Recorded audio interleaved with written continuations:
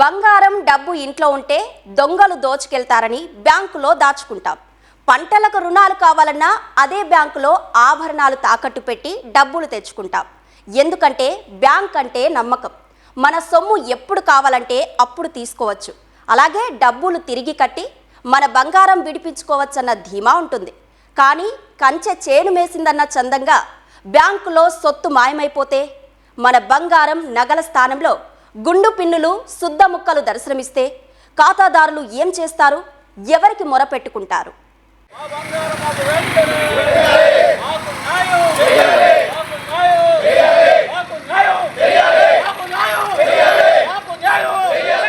ఇంటి దొంగను ఈశ్వరుడు కూడా పట్టలేడంటారు.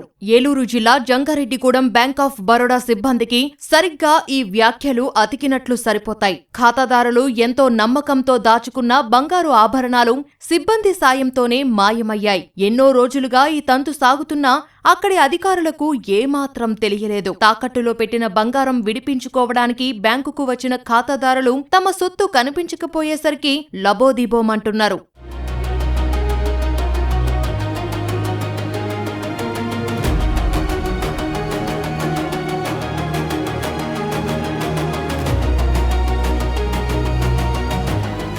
జంగారెడ్డిగూడెం బ్యాంక్ ఆఫ్ బరోడాలో తాకట్టు పెట్టిన బంగారం విడిపించుకోవడానికి వెళ్లిన ఖాతాదారులకు అక్కడి సిబ్బంది చెప్పిన సమాధానం విని అవాక్కయ్యారు. ఎందుకంటే వారి బంగారం ఉండాల్సిన స్థానంలో శుద్ధముక్కలు ఉండటం చూసి కంగుతిన్నారు. ఇదేంటని బ్యాంకు సిబ్బందిని ప్రశ్నించగా సమాధానం చెప్పలేకపోయారు. బ్యాంకులో గోల్డ్ అప్రైజర్ గా పనిచేస్తున్న రాజు అప్పటికి 2 రోజుల నుంచి విధులకు హాజరు కాకపోవడంతో అతనే ఈ బంగారం కాజేశాడని, బ్యాంకు సిబ్బంది సైతం అతనికి సహకరించి ఉంటారని ఖాతాదారులు అనుమానిస్తున్నారు.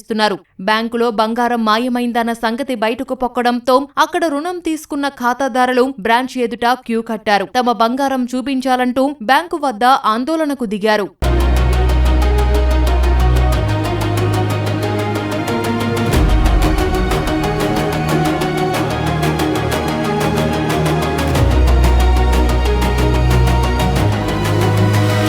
జంగారెడ్డిగూడెంలో బ్యాంక్ ఆఫ్ బరోడాలో గత 12 సంవత్సరాలుగా నేను లోన్లు పెట్టుకోవడం, క్రాప్ లోన్లు పెట్టుకోవడం జరుగుతుందండి. 2025లో నేను 20 కాసులు బంగారం పెట్టానండి. అయితే ఈ 2026లో ఫిబ్రవరిలో రెవెన్యూకి వచ్చిందండి బంగారం. అయితే నేను బ్యాంక్కి వెళ్ళాను. ఏమంటే నా దగ్గర వడ్డీ కడతా కూడా డబ్బులు లేవండి, కాబట్టి దాని మీద బంగారం మీద పెంచి వడ్డీ కట్టుకోండి, ఉన్నాయి కూడా రాయండి అన్నాను. నేను 6,50,000 లోన్ తీసుకున్నానండి. అది కంప్యూటర్లో ప్రింటింగ్ రావాలండి.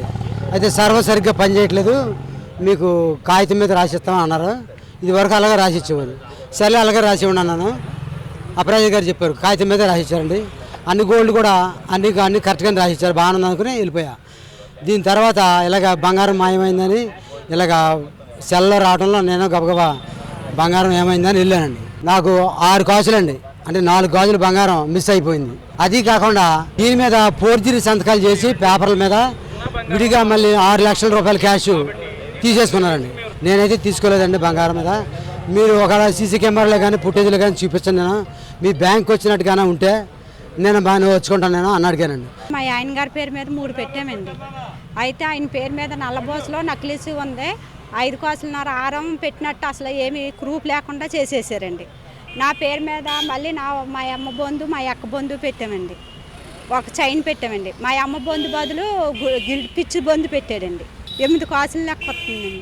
వాళ్ళు ఏమంటున్నారంటే చూపించమంటే కాగితాలు ఇచ్చిన వాటికే చూపిస్తాం, ఉన్న బంగారు స్లిప్ లేని వాటిని మేము చూపించాం, మా పని లేదు అంటున్నారండి బ్యాంకు వాళ్ళు.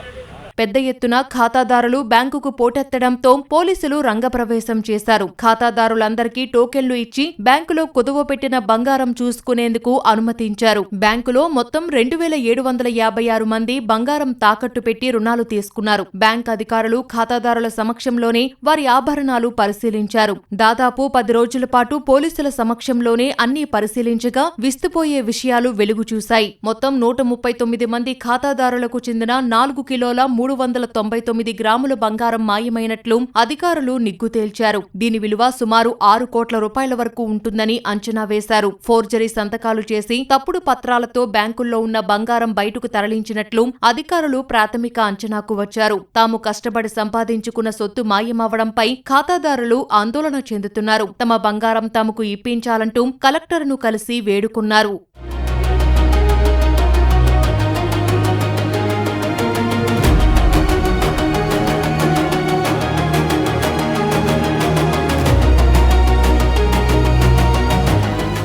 నేను 12 కాసులు పెట్టామండి. అందులో 12 కాసుల్లో 6 వస్తువులు అండి. 12 కాసులకి 6 వస్తువుల్లో మాకు ఇచ్చిన శిల్పులోనండి 6 వస్తువులు బాగా రాశాడండి. అందులో ఒక వస్తువు తీసేయండి, నెక్లెస్ 5 కాసులు తీసేసాడండి.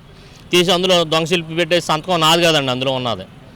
అతను పొజిరి సంతకం పెట్టేసేసి బంగారం తీసేసాడండి. ఇప్పుడు ఏమంటున్నారండి, మాది బాధ్యత, మేము చేస్తాం, కాకపోతే టైం పడుతుంది అంటున్నారండి. అయితే మాకు ఏమీ కాగితం కానీ ఇంకోటి కానీ ఏమి ఇస్తలేదండి.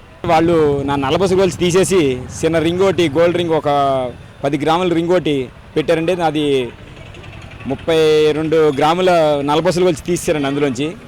అలాగే బొందు పెట్టారండి, 5 కాసులు బొందు పెడితే దాన్ని తీసేసి పిన్నులు, మన స్టాప్లర్ పిన్నులు ఉన్న బాక్సులు, ఆ బాక్సులో బంగారం తీసేసి పిన్నులున్న బాక్సులు 2 పెట్టారండి. ఇటీవల బంగారం ధరలు బాగా పెరిగిపోవడంతో ఎక్కువ బంగారం పెట్టి తక్కువ రుణం తీసుకున్న ఖాతాదారులనే లక్ష్యంగా చేసుకుని దోపిడీకి పాల్పడినట్లు అధికారుల విచారణలో తేలింది. అప్రైజర్ రాజు, సిబ్బంది కుమ్మక్కై ఆయా ఖాతాలను రెన్యూవల్ చేసి మిగిలిన బంగారాన్ని దోచుకున్నారని తేల్చారు.